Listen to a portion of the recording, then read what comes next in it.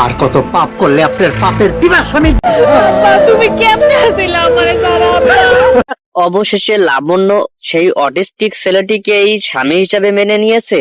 তাজুলের বাবার ষড়যন্ত্রে যখন চেয়ারম্যানের অটিস্টিক ছেলে সাকিবের সঙ্গে লাবণ্যর বিয়ে হয়ে যায়, তখন লাবণ্য এই বিষয়টি নিজের নিয়তি বলেই মেনে নিয়েছেন। এদিকে তাজুল 6 বছর পর আমেরিকা থেকে ফিরে আসার পর সে যখন সমস্ত কিছু সত্যি জানতে পারে, এমতো অবস্থায় তাজুল তার বাবাকে ঘৃণা করতে শুরু করে দেয় এবং তাজুলের বাবাই যে চেয়ারম্যানকে দিয়ে তাজুলকে কিডন্যাপ করিয়েছিল এই বিষয়টিও জেনে যায় তাজুল। এরপরে তাজুল লাবণ্যকে আবারও প্রস্তাব দেয় সাকিবকে ডিভোর্স দিয়ে তাজুলের সঙ্গে বিয়ে করে তার আমেরিকায় চলে যাওয়ার জন্য। কিন্তু লাবণ্য কিছুতেই তার কথায় কান দেয় না, কারণ সাকিবকেই সে নিজের স্বামী বলেই মেনে নিয়েছে। লাবণ্য স্কুল চালিয়ে যে টাকা পায় সে টাকা দিয়েই সাকিবদের সংসার চালায়। অবশেষে তাজুলের বাবা লাবণ্য এবং তার বাবাকে ডেকে পাঠায় এবং তাদের কাছে মাপ চেয়ে নেয়।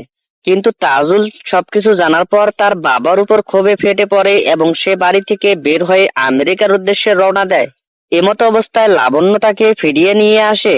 বন্ধুরা, নেতার ছেলে গরিব মেয়ে নাটকের 6 নম্বর পর্ব সম্পর্কে আলোচনা করব। তার আগে যারা আমার চ্যানেলের নতুন দর্শক অবশ্যই চ্যানেলটি সাবস্ক্রাইব করে রাখবেন এবং ভিডিওতে একটি লাইক দিয়ে দেবেন। আপনাদের লাইকের কারণে ভিডিও বানাতে উৎসাহিত বোধ করি।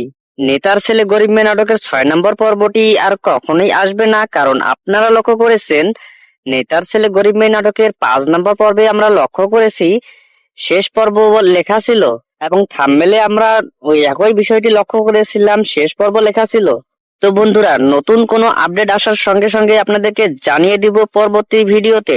নেতার ছেলে গরিব মেয়ে নাটকের পর্ব আরো আসুক, 6 নম্বর পর্বটি আসুক, কে কে চান অবশ্যই কমেন্ট করে জানাবেন।